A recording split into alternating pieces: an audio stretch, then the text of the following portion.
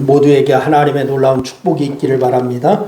우리 성경 말씀 함께 봅니다. 요한복음 20장 11절로 18절 말씀입니다. 요한복음 20장 11절로 18절 말씀을 우리 다 같이 함께 합독하여서 읽으시겠습니다. 다 같이 읽습니다. 마리아는 무덤 밖에 서서 울고 있더니 울면서 구부려 무덤 안에 들여다보니 흰옷 입은 두 천사가 예수의 시체에 누웠던 곳에 하나는 머리편에 하나는 발편에 앉았더라. 천사들이 이르되 여자여 어찌하여 우느냐 이르되 사람들이 내 주님을 옮겨다가 어디 두었는지 내가 알지 못함이니이다. 이 말을 하고 뒤로 돌이켜 예수께서 서 계신 것을 보았으나 예수이신 줄을 알지 못하더라. 예수께서 이르시되 여자여 어찌하여 울며 누구를 찾느냐 하시니 마리아는 그가 동산직인 줄을 알고 이르되 주여 당신이 옮겼거든 어디 두었는지 내게 일어서서 그리하면 내가 가져가리이다. 예수께서 마리아야 하시거늘 마리아가 돌이켜 히브리 말로 라오니 하니 이는 선생님이라 하는 말이라.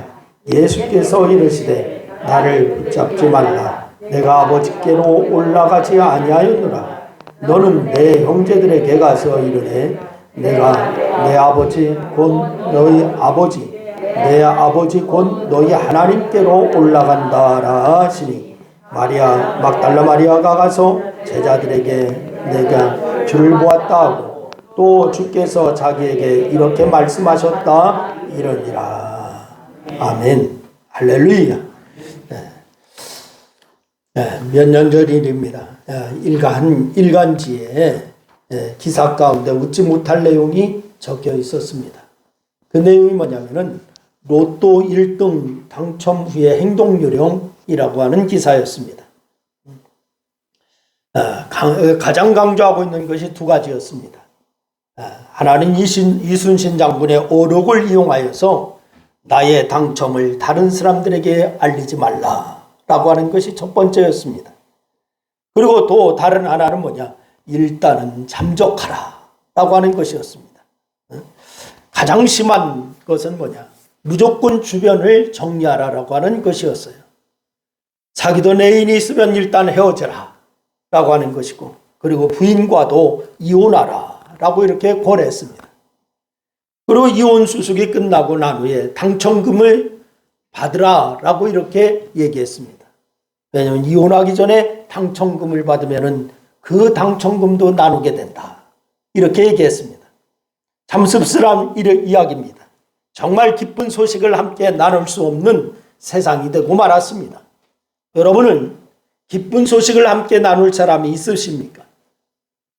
정말 깜짝 놀랄 만한 소식이 있을 때 누구에게 제일 먼저 알리십니까?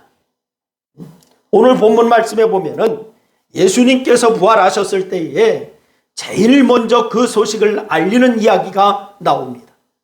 놀랍게도 그 대상이 누구였느냐? 막달라 마리아였습니다. 상식적으로 예수님께서는 부활의 기쁜 소식을 맨 먼저 어머니인 마리아에게 알려야 하지 않을까요? 아들의 죽음 때문에 극심한 고통을 겪고 있을 어머니에게 그렇게 먼저 바로 알려야 하지 않을까요? 아니면은 장차 주님의 뒤를 이어서 주님의 몸된 교회를 이끌어가게 될 베드로에게 먼저 알려야 하지 않을까요? 그렇지 않으면 3년 동안 함께하던 제자들에게라도 먼저 알려야 되지 않을까? 그런데 놀랍게도 예수님께서 부활의 소식을 제일 먼저 알린 사람은 막달라 마리아였습니다. 부활 소식을 막달라 마리아에게 제일 먼저 전하셨다라고 하는 사실은 의외였습니다. 그러면 왜 막달라 마리아에게 제일 먼저 부활의 소식을 전하셨을까? 물론 이것은 주님만이 아십니다. 하나의 미스터리입니다.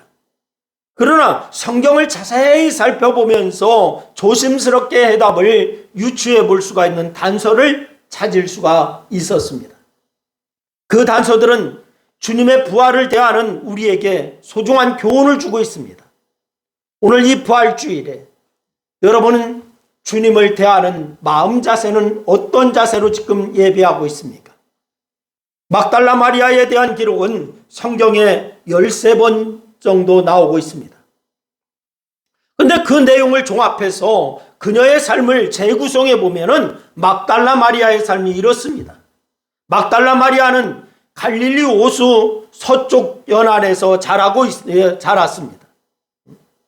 그 막달라라고 하는 마을에서 살고 있었습니다. 그래서 막달라 마리아입니다. 예전에 우리나라에 보면은 바로 어디에서 시집 왔느냐 하면 그 지명을 말해서 어디 댁 그렇게 얘기했습니다. 이 막달라도 막달라라고 하는 지역에서 살고 있었습니다. 그래서 막달라 마리아입니다. 그런데 그녀에게 치명적인 문제가 있었습니다. 어떤 치명적인 문제가 있었느냐? 귀신이 들려 있었다라고 하는 것입니다. 그것도 가장 지독하다고 하는 7 귀신이 들려 있었습니다.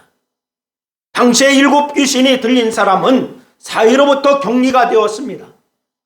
가족으로부터 버림을 받고 마을에서 쫓겨나서 거리를 떠돌면서 방황하게 되었습니다.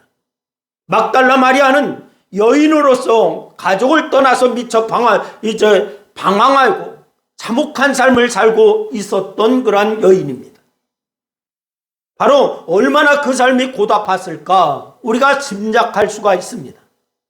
얼마나 많은 아픔을 그 마음에 묻어두고 있었을까 우리가 짐작할 수가 있습니다. 아마도 차라리 죽고 싶은 생각을 여러 차례 했을지도 모르겠습니다. 그러는 중에 우연히 주님을 만나게 되었습니다. 우선 아무도 가까이 해주지 않았던 자신, 바로 이 공격적이고 더럽고 추악한 자신을 불쌍히 바라봐 주셨던 주님, 그리고 따뜻하게 맞아주셨습니다. 놀라운 능력으로 그 무섭다라고 하는 7 귀신을 또한 쫓아내 주셨습니다. 자신을 깨끗하게 낫게 해주셨습니다. 이 막달라 마리아는 이 사건 이후에 자신의 모든 것을 다 바쳐서 주님을 따르게 되었습니다. 주님 때문에 새로운 인생을 살게 되었기에 남은 생애를 다 바쳐서 주님을 사랑하게 되었습니다. 우선 이 막달라 마리아는 주님께서 공생의 기간 사역하실 때 주님을 따르면서 섬겼습니다. 누가복음 8장 1절로 3절 말씀해 보니까 이렇게 기록하고 있습니다. 우리 다 같이 한번 읽겠습니다. 다 같이 시작. 그에 예수께서 각 성과 마을에 두루 다니시며 하나님 나라를 선포하시며 그 복음을 전하실세 12 제자가 함께하였고 또한 악귀를 쫓아내신과 병고침을 받은 어떤 여자들 곧 7 귀신이 나간 막달라인이라고 하는 마리아와 헤롯의 청지기 구사의 아내 요한나와 수산나와 다른 여러 여자가 함께하여 자기들의 소유를 그들을 섬기더라. 아멘. 할렐루야. 여러분, 막달라 마리아가 주님을 따르면서 주님을 섬겼다라고 하는 것입니다. 아마도 주님의 식사와 주님의 일상생활을 뒷바라지했을 것입니다. 다음으로 막달라 마리아는 주님의 고난의 연장을 지키면서 주님을 따랐습니다. 이 말씀은 마태복음 27장 55절과 56절 말씀에 나와 있습니다. 우리 한번 다 같이 같이 읽겠습니다. 다 같이 읽습니다. 시작. 예수를 섬기며 갈릴리에서부터 따라온 많은 여자가 거기 있어 멀리서 바라보고 있으니 그 중에는 막달라 마리아와 또한 야고보와 요셉의 어머니 마리아와 또 세베대의 아들들의 어머니도 있더라. 여러분, 예수님께서 십자가를 지시고 골고다에 달려 운명하시는 그 자리에 막달라 마리아가 지키고 서 있었다라고 말씀을 하고 있습니다. 그리고 막달라 마리아는 주님께서 무덤에 장사되실 때에 또 거기에 있었습니다. 마태복음 27장 58절로 61절 말씀입니다. 우리 다 같이 한번 읽습니다. 다 같이 시작. 요셉이 시체를 가져다가 깨끗한 세마포로 싸서 바위 속에 판 자기 새 무덤에 넣고 또 무덤 문 거기 막달라 마리아의 다른 마리아가 무덤을 향하여 앉았더라. 예수님께서 장사되신 그 무덤에 막달라 마리아가 마지막까지 남아 있었다라고 기록하고 있습니다. 예수님의 제자들이 다 도망친 그 자리, 심지어 예수님의 가족들마저도 떠난 그 자리, 거기에 막달라 마리아가 지키고 있었다라고 말씀을 하고 있습니다. 또한 오늘 본문 말씀해 보니까 막달라 마리아는 안식 후 첫날 새벽같이 또 예수님의 무덤을 찾아갔습니다. 우리 한번 읽어봅니다. 다 같이. 오늘 본문 말씀해 보니까 안식 후 첫날 일찍이 아직 어두울 때에 막달라 마리아가 무덤에 와서라고 기록하고 있습니다. 여러분, 예수님께서 부활하신 그날 새벽에 막달라 마리아는 또 무덤을 찾아왔던 것입니다. 그런데 막달라 마리아는 무덤이 비어있는 것을 보고서 제자들에게 가서 알렸습니다. 그래서 베드로와 요한이 막달라 마리아를 따라서 무덤으로 달려왔습니다. 그리고는 무덤 안에 살펴보니까 막달라 마리아 말대로 무덤이 비어 있었습니다. 빈 무덤이 확인되는 순간입니다. 부제자는 또 그대로 돌아가고 말았습니다. 빈 무덤을 확인하고 돌아가 버렸어요. 요한복음 20장 11절 말씀에 보면은 이때 막달라 마리아는 혼자서 빈 무덤을 지키고 울고 있었습니다. 여러분, 이런 성경의 내용을 종합해 볼 때에 한 가지 결론을 우리가 내릴 수가 있습니다. 얻을 수가 있는 결론이 뭐냐? 막달라 마리아는 그 누구보다도 주님을 사랑했다라고 하는 결론입니다. 다 같이 한번 따라합니다. 막달라 마리아는 그 누구보다도 주님을 사랑했다. 시작. 그렇습니다. 부활하신 예수님께서 이토록 주님을 사랑하는 이 막달라 마리아의 제일 처음 그 모습을 보이셨어요. 오늘 보면 16절 말씀해 보니까 예수님께서 이렇게 말씀합니다. 마리아야 라고 이렇게 부르시고 있습니다. 그때 막달라 마리아의 마음이 어땠을까요? 여러분, 아마도 온몸에 전율이 흐르지 않았을까요? 그리고 가슴이 터지도록 기쁘지 않았을까요? 부활하신 주님께서 마리아에게 마리아야 라고 이렇게 부를 때, 여러분, 그렇습니다. 예수님은 부활하신 후에 제일 먼저 막달라 마리아를 찾으셨습니다. 막달라 마리아의 사랑 때문입니다. 그 사랑에 끌려서 막달라 마리아를 찾으신 것이에요. 사랑하는 성도 여러분, 오늘도 주님은 막달라 마리아처럼 주님을 사랑하는 사람을 찾고 있다라고 하는 사실을 잊지 마시기를 바랍니다. 여러분 자신을 한번 되돌아볼 수 있기를 바랍니다. 나는 주님을 사랑하고 있는가? 나는 주님을 사랑하고 있는가? 부활하신 주님을 뜨겁게 만날 수 있는 사람, 바로 막달라 마리아처럼 주님을 뜨겁게 사랑하는 사람인 줄로 믿으시기를 바랍니다. 그러면 막달라 마리아처럼 주님을 사랑한다고 하는 것은 무엇인가요? 단지 감정적으로만 사랑하는 것이 아닙니다. 말로 사랑을 고백하는 것이 아닙니다. 삶 속에서 사랑을 실천하는 것, 그것을 말하는 줄로 믿으시기를 바랍니다. 막달라 마리아의 사랑의 실천은 몇 가지 특징이 있었어요.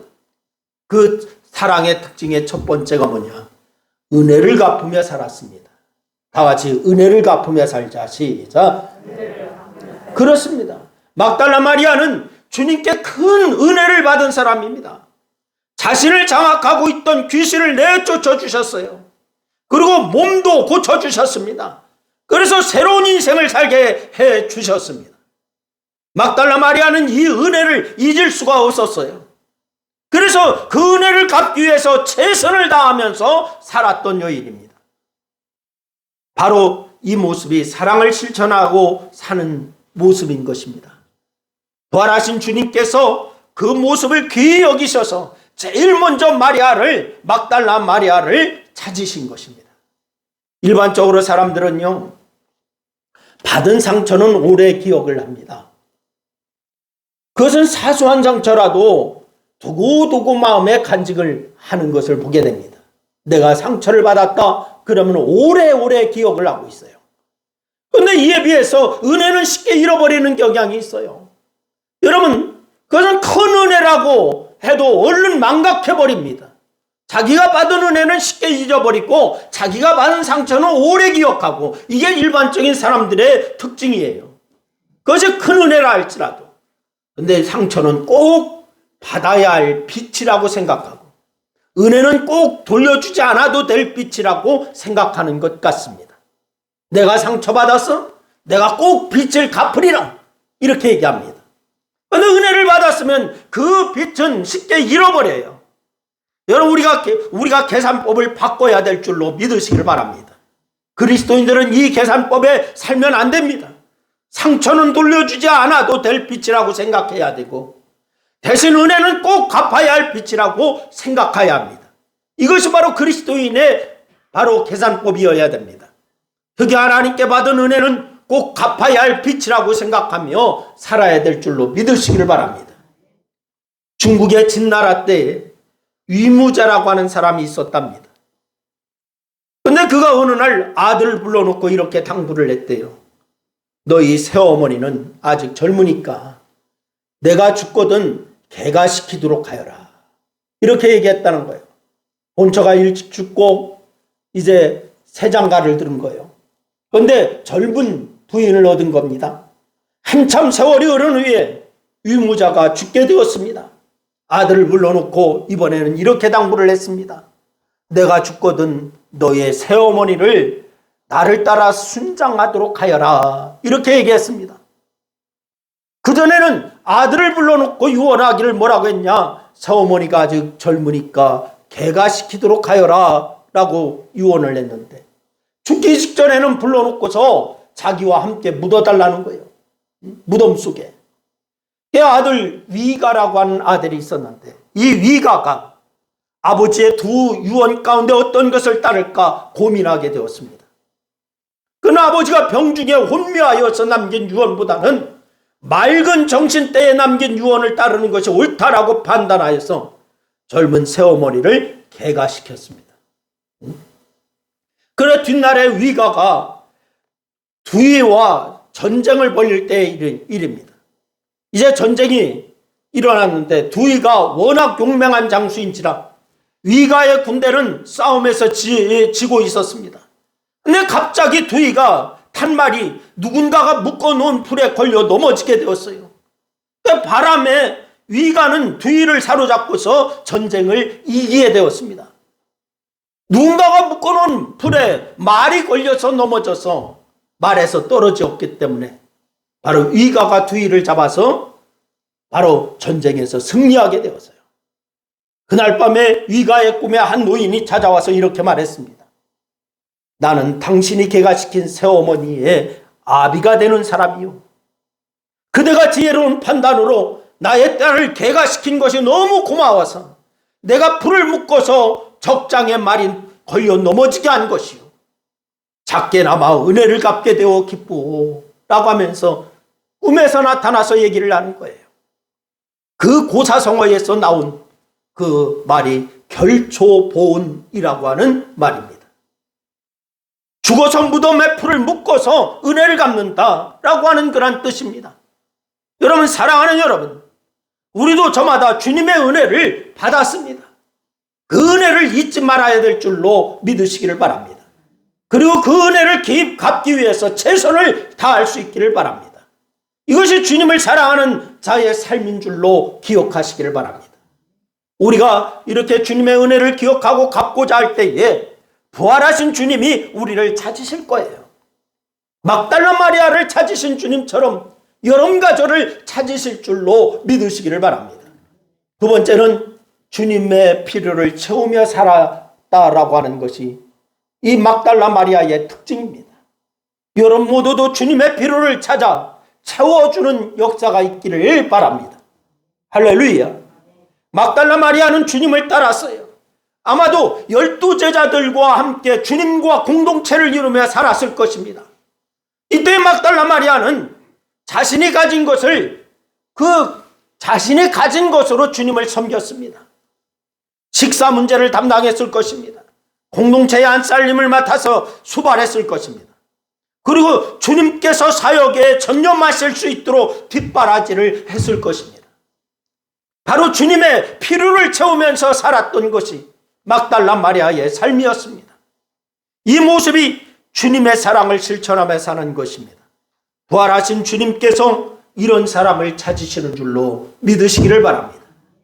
곤충학자가요, 개미떼를 관찰해 보았답니다. 근데 재미있는 것은 개미들 중에 15%만 일하고 85%는 일을 안 하고 놀고 먹더래요. 개미들 중에 15%만 일을 하고 85%는 놀고 먹어요. 그래서 일하는 15%를 따로 격리시켜 놓았답니다.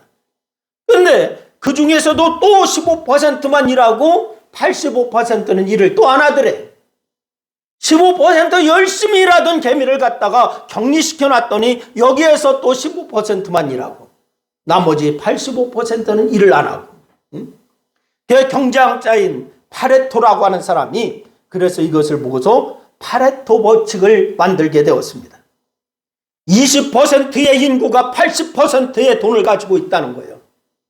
여러분, 우리나라에 여러분 다 모든 사람이 동등하게 돈을 갖고 있는 게 아니에요. 20%의 사람이 다 돈을 갖고 있고 80%는 없습니다. 그러나 이 인구의 20%의 인구가 가지고 있어요. 20%의 노동자가 80%의 일을 하고 있다라고 하는 거예요. 개미떼에서나 사람의 공동체에 비슷한 현상이 나타나고 있는 것입니다. 많은 사람들은 자기의 필요에 촉각을 곤두세우고 살아가고 있습니다. 내 필요에 따라서 내 필요 아주 촉각을 곤두세우고 살아가고 있어요.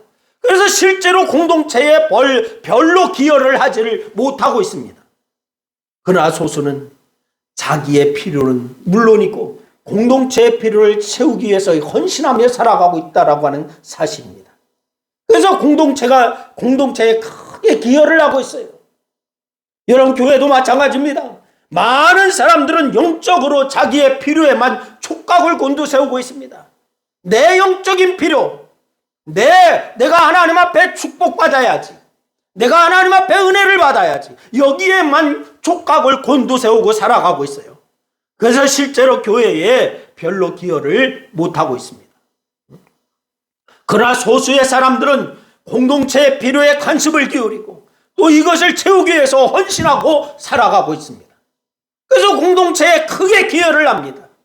디모데후서 2장 21절 말씀을 보니까 바울이 이런 표현을 사용하고 있습니다. 귀 쓰는 그릇이 되어 라고 하는 표현을 쓰고 있습니다.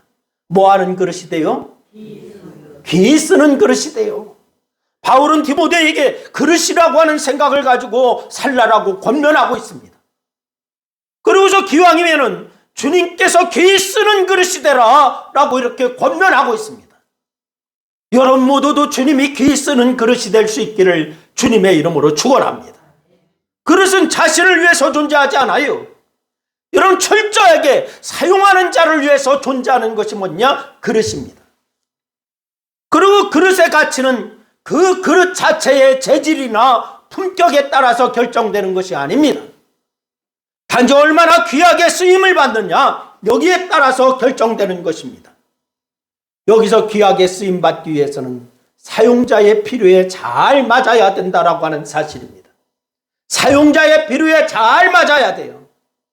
여러분, 물을 담는데 접시를 갖다 놨으면은 이거 쓸모가 있습니까? 없습니까? 없습니다. 물을 담으려면은 물을 담을 만한 용기가 있어야 되는 거예요. 사랑하는 여러분, 우리가 이제 주님의 필요를 생각하면서 살 수 있기를 주의 이름으로 축원합니다. 주님이 나를 컵으로 쓰시기를 원하는데 그냥 접시로 남아 있다 그러면 안 됩니다. 주님이 나를 컵으로 쓰기를 원한다 그러면 컵의 용기에 준비가 되어야 됩니다. 여러분, 그리고 주님을 위해서 귀하게 쓰임받는 사람이 되어야 돼요. 부활하신 주님은 이런 사람을 찾으시고 있는 줄로 믿으시기를 바랍니다. 세 번째로, 항상 주님 곁을 지키고 살았던 사람이 막달라 마리아입니다. 다 같이 한번 따라합니다. 항상 주님 곁에 머물자. 시작. 그렇습니다. 막달라 마리아는 어떤 일이 있어도 주님 곁을 지켰어요. 주님께서 집을 떠나 두루 다니시며 사역하실 때 그 곁을 지켰습니다. 주님께서 잡히셔서 끌려가실 때도 그 뒤를 따르면서 그 곁을 지키셨습니다. 주님께서 십자가에 달려 운명하실 때도 그 곁을 지켰습니다. 주님께서 무덤에 장사되실 때도 이 막달라 마리아는 그 곁을 지켰습니다. 때로는 아끼시던 제자들마저 다 도망치고 없는 그 자리까지 끝까지 그 자리를 지켰던 여인 막달라 마리아였습니다. 여러분, 이 모습이 주님의 사랑을 실천하며 사는 모습인 줄로 믿으시기를 바랍니다. 부활하신 주님께서 이런 사람을 찾고 있습니다. 여러분, 세계 1차 대전 중에 있었던 실화입니다. 어떤 같은 마을에 자랐던 두 친구가 같이 전쟁터에 나가게 되었답니다. 한 번은 전쟁 도중에 한 사람이 아군으로부터 격리되었습니다. 어디선가 포탄이 막 날아들기 시작했고, 그리고 한 친구는 날아온 파편에 부상을 입어서 피를 흘리면서 쓰러졌습니다. 그 광경을 멀리 참호 속에서 바라보던 다른 친구가 견딜 수가 없어서 이 부상당한 친구에게 달려가려고 할 때에 분대장이 그의 앞을 가로막았습니다. 이 분대장의 만류를 뿌리치고서 친구에게 이 친구는 달려갔습니다. 천신만고 끝에 친구를 들쳐업고 돌아왔어요. 그런데 그때에 이 친구는 이미 죽고 말았습니다. 분대장이 화를 내면서 그 병사에게 소리를 치면서 얘기를 합니다. 그것 봐라, 너까지 죽을 뻔하지 않았느냐? 그래서 내가 말렸던 건데 너는 왜 내 말을 듣지 않았느냐? 라고 하면서 화를 냅니다. 그때 이 병사가 이렇게 말했습니다.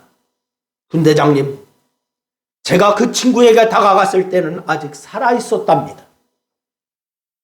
그리고 그 친구는 숨을 헐떡이면서 제게 이렇게 말했습니다. 친구야, 내가 올 줄 알았다. 이렇게 말했습니다. 여러분, 그렇습니다. 주님을 사랑한다고 하는 것, 어떤 경우에도 주님 곁에 있는 것입니다. 비록 내게 손해가 된다 하더라도 주님 곁을 지켜야 되는 것입니다. 비록 내게 큰 희생을 감수해야 하더라도 주님 곁을 지키는 것입니다. 부활하신 주님은 이렇게 주님을 사랑하는 자를 찾는 줄로 믿으시기를 바랍니다. 오늘 부활주일입니다. 우리가 부활하신 주님을 뜨겁게 만나야 될 것입니다. 그런데 우리가 부활하신 주님을 만나고 싶다고 만나는 것은 아니에요. 부활하신 주님께서 만나 주셔야 만납니다. 그러면 부활하신 주님은 누구를 만나 주실까? 막달라 마리아와 같이 주님을 사랑하는 사람을 만나 주시는 줄로 믿으시기를 바랍니다. 늘 주님의 은혜를 갚으며 사는 사람입니다. 주님의 필요를 생각하며 그 필요를 채워주는 사람입니다. 그리고 항상 주님 곁을 지키는 사람입니다. 우리 신광교회 모든 성도는 막달라 마리아처럼 주님 곁을 지키는 성도가 되어서 늘 주님이 여러분을 찾고 여러분이 주님과 더불어 기뻐하고 즐거워하며 주님의 영광을 드러내는 그런 역사가 넘쳐나기를 주님의 이름으로 축원합니다. 기도하겠습니다. 오늘 말씀을 생각하면서 우리 한 2분 동안 합심하여 함께 기도하시겠습니다. 같이 기도하십니다. 아버지 하나님, 은혜와 사랑을 고맙고 감사합니다. 오늘도 아버지 하나님 우리에게 말씀을 주셔서 우리가 아버지 하나님의 주님의 음성을 듣게 하심을 감사함을 드립니다. 이 부활주일에 아버지 하나님의 막달라 마리아가 주님 곁을 지키는 모습을 우리가 말씀을 통하여 보았습니다. 아버지 하나님, 우리가 늘 아버지 하나님의 주님과 동행하는 그러한 삶이 되게 하시고 주님 곁에 아버지 하나님의 머물며 주님을 아버지의 수종들은 그러한 아버지 이 마리아 막달라 마리아 여인처럼 우리가 그러한 삶을 그러한 신앙을 이루어 나가기에 부족함이 없도록 하나님 역사하여 주시기를 원합니다.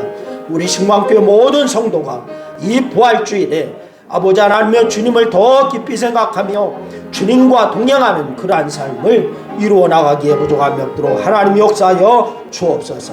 이 시간도 주께서 영광 받으시고 함께 하심을 감사합니다. 함께 하셔서 승리하게 하여 주옵소서. 예수의 이름으로 기도드리옵나이다.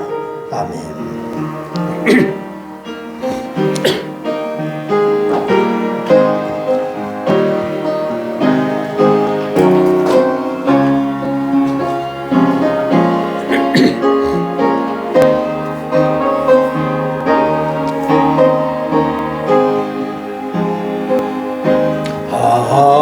하나님의 생자 예수 나를 위하여 오시옵네. 내 모든 죄 사시려고 십자가 지셨으나 다시 사셨네. 살아계신 주 나의 참된 소망 두려움이 사라지네. 사랑의 주네 갈 길 인도하니 내 모든 삶의 기쁨 늘 충만하네. 주 안에서 거듭난 우리 기뻐하며 찬양하리. 가슴 속에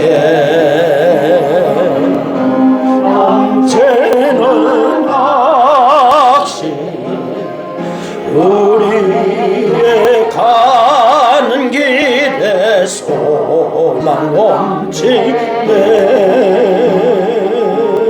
살아계신 주 나의 참된 소망 고요움이 사라지네. 사랑의 주네 갈 길 인도하니 내 모든 삶의 기쁨 늘 충만하네. 선한 싸움 다 마친 후에 우리 주님 배우리라. 사망 권세 담을 내채고 주님이 다스리니 영광 넘치네. 살아계신 주 나의 참된 소망 어려움이 사라지네. 사랑의 주네 갈 길 인도하니 내 모든 삶의 기쁨 늘 충만. 살아계신 주 살아계신 주 나의 참된 소망 두려움이 사라지네. 사랑의 주네 갈 길 인도하니 내 모든 삶의 기쁨 늘 충만하네.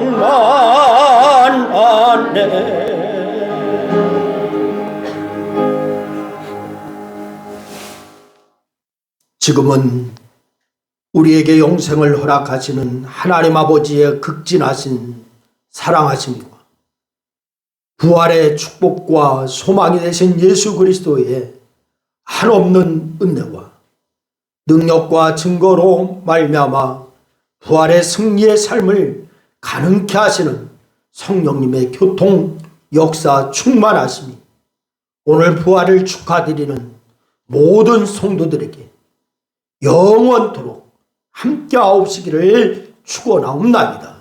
아멘.